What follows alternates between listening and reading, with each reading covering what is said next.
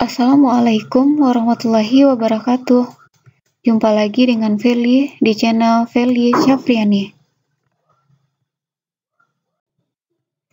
Baiklah Bapak Ibu, kita akan lanjut membahas pembahasan soal P3K PGSD materi IPA. Ini sudah part yang ketiga. Bagi Bapak Ibu yang belum subscribe, silahkan di-subscribe terlebih dahulu. Terima kasih. Soal pertama. Berikut ini yang termasuk perubahan kimia adalah A. Menggoreng telur, B. Penguapan es kering, C. Gelas pecah, D. Gula putih mencair, E. Lilin meleleh. Pembahasan. Perubahan kimia adalah perubahan yang menghasilkan zat baru dan mengubah sifat materi zat tersebut. Ciri perubahan kimia, yang pertama terbentuk zat baru, yang kedua terjadi perubahan suhu, yang ketiga terjadi perubahan warna, 4. Muncul endapan, 5. Terbentuk gas, yang keenam memiliki sifat irreversibel atau tidak bisa kembali pada bentuk sebelumnya. Yang ketujuh, bisa terjadi karena proses pembakaran, perkaratan, pembusukan, pemasakan, atau pengenziman. Jadi di antara option ini yang termasuk perubahan kimia adalah menggoreng telur. Di sini terjadi perubahan sifat materi zat yang awalnya mencair menjadi padat dengan struktur yang berbeda. Kalau penguapan es kering, yaitu nanti bisa kembali ke dalam bentuk es setelah diuapkan. Gelas pecah, itu tidak terbentuk zat baru. Gula putih mencair, ini juga tidak terbentuk zat baru, dan nanti juga bisa dibentuk kembali menjadi gula putih atau bersifat reversibel. Lilin meleleh juga bersifat reversibel, artinya bisa dibekukan kembali. Jadi yang paling tepat itu adalah yang A, menggoreng telur. Soal kedua, berikut ini yang termasuk ciri-ciri perubahan kimia kecuali A. Terjadi perubahan suhu, B. Terbentuk gas, C. Mengalami penguapan, D. Terbentuk zat baru, E. Terjadi perubahan warna. Yang pertama terjadi perubahan suhu, ini termasuk perubahan kimia. Kemudian terbentuk gas, ini juga merupakan perubahan kimia. Mengalami penguapan, ini adalah ciri dari perubahan fisika. Kemudian terbentuk zat baru, ini juga perubahan kimia. Kemudian terjadi perubahan warna, ini juga perubahan kimia. Jadi, yang bukan termasuk perubahan kimia itu adalah mengalami penguapan. Jawabannya adalah C. Soal ketiga. Perhatikan pernyataan berikut. Rokok dibakar mengeluarkan asap. Kawat tembaga dihubungkan dengan lampu dan baterai sehingga lampu menyala. Kue dibiarkan berhari-hari akan jamuran. Yang keempat, pagi hari di atas dedaunan terdapat air karena terjadi pengembunan. Yang termasuk perubahan fisika adalah A1 dan 2, B2 dan 3, C3 dan 4, D1 dan 3, E2 dan 4. Pembahasan. Perubahan fisika, ciri-cirinya yang pertama tidak menghasilkan zat baru. Yang kedua, perubahannya hanya terjadi pada wujud saja. Yang ketiga, dapat kembali ke bentuk semula atau bersifat reversibel. Dan yang keempat, sifat partikelnya masih tetap. Pembahasan. Rokok dibakar mengeluarkan asap berarti di sini yaitu menghasilkan zat baru.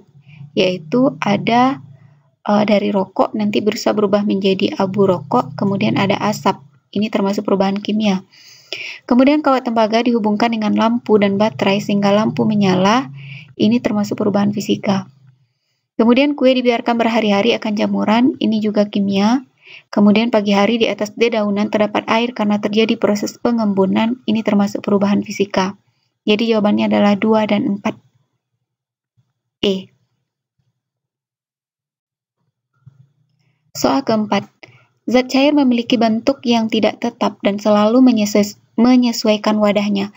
Hal ini disebabkan karena molekul-molekul zat cair A. Bersifat rapat dan saling tarik-menarik, B. Letaknya berdekatan namun dapat bergerak bebas, C. Tidak memiliki sifat tarik-menarik, D. Letaknya berjauhan namun tetap saling menarik, E. Letaknya berdekatan namun tetap saling tarik-menarik. Pembahasan.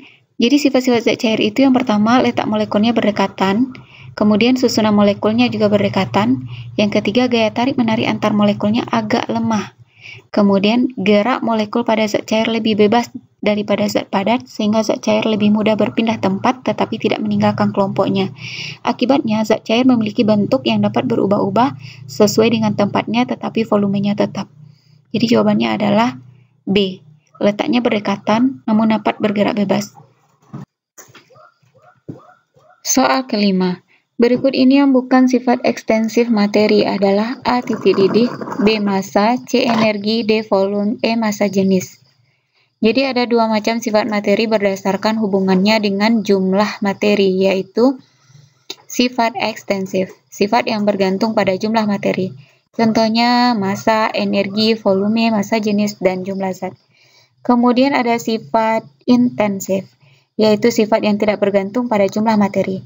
Contohnya titik didih, titik beku, indeks bias, suhu, kerapatan, dan wujud zat. Jadi di sini yang bukan sifat ekstensif itu adalah titik didih. Soal ke-6. Berikut ini yang bukan merupakan sifat fisis dari suatu zat adalah A. Warna, B. Massa jenis, C. Kelarutan, D. Kekerasan, E. Berkarat. Jadi sifat fisis adalah sifat yang dapat diamati secara langsung tanpa mengubah susunan zat. Contohnya wujud zat, warna, titik didih, titik lebur, kelarutan, kekerasan, massa jenis, indeks bias, daya hantar kalor, daya hantar listrik, serta kemagnetan. Sifat kimia itu adalah sifat suatu zat yang berhubungan dengan terbentuknya jenis zat baru, baik dengan sendirinya atau karena zat lain. Contohnya mudah terbakar, berkarat, membusuk, mudah meledak, atau beracun. Jadi jawabannya di sini adalah berkarat. Jadi berkarat ini termasuk sifat kimia. Soal ke-7. Zat gas mempunyai bentuk dan volume yang A. Selalu tetap, B. Tetap, C. Tidak tetap, D. Selalu memuai, E. Konstan. Jadi sifat zat gas itu yang pertama letak molekulnya saling berjauhan, kedua susunan molekulnya tidak teratur, yang ketiga gaya tarik-menarik antar molekulnya sangat lemah, kemudian gerak molekul pada zat padat. Zat gas sangat bebas sehingga gas memenuhi seluruh ruangan dan memiliki bentuk serta volume yang tidak tetap. Jadi jawabannya adalah tidak tetap C. Soal ke-8. Perhatikan pernyataan berikut ini. A. Garam, B. Aluminium, C. 1 garam, 2 aluminium, 3 gula, 4 emas, 5 air gula, 6 asam. Yang merupakan senyawa adalah A. 1, 2, dan 4, B. 2, 3, dan 4, C. 2, 4, dan 6, D. 1, 3, dan 6, E. 2, 4, dan 5. Jadi kita bahas ada unsur, senyawa, dan campuran. Kalau unsur itu adalah materi yang tidak dapat diuraikan dengan reaksi kimia menjadi zat yang lebih sederhana. Contohnya hidrogen, oksigen, belerang, emas, dan tembaga. Kalau senyawa itu adalah molekul yang mengandung minimal 2 unsur yang berbeda dengan perbandingan tertentu. Contoh air, itu ada H2O, asam asetat, kemudian gula pasir, air aki. Kemudian yang ketiga campuran adalah gabungan 2 zat atau lebih yang masih mempunyai sifat zat asal. Contoh air gula, udara, air garam. Jadi di sini yang termasuk senyawa itu adalah 1 garam yaitu NaCl, 3 gula CH3COOH, kemudian yang ke-6 asam. Soal ke-9. Perhatikan pernyataan di bawah ini. 1 larutan garam, 2 susu, 3 larutan gula, 4 air kapur, 5 asap. Yang termasuk campuran heterogen adalah A 1, 2, dan 3, B 2, 3, dan 4, C 2, 4, dan 5, D 2, 3, dan 5, E 1, 3, dan 5. Jadi campuran itu ada campuran homogen dan campuran heterogen. Campuran homogen adalah campuran 2 atau lebih zat tunggal dengan perbandingan sembarang, di mana semua partikelnya menyebar merata sehingga terbentuk suatu frasa. Contoh larutan gula atau larutan garam. Campuran heterogen adalah campuran 2 atau lebih zat tunggal dengan perbandingan sembarang di mana partikel-partikelnya tidak merata sehingga komposisi di berbagai bagian tidak merata dan membentuk lebih dari satu frasa. Campuran heterogen ada 2, yaitu ada koloid, yaitu partikel hanya bisa dilihat dengan mikroskop ultra, contohnya susu, asap, kabut, agar-agar. Kemudian ada suspensi. Partikelnya bisa dilihat dengan mikroskop biasa, misalnya minyak dengan air, air keruh, air kapur. Jadi di sini larutan garam itu termasuk pada campuran homogen. Susu itu adalah koloid, berarti contoh dari campuran heterogen.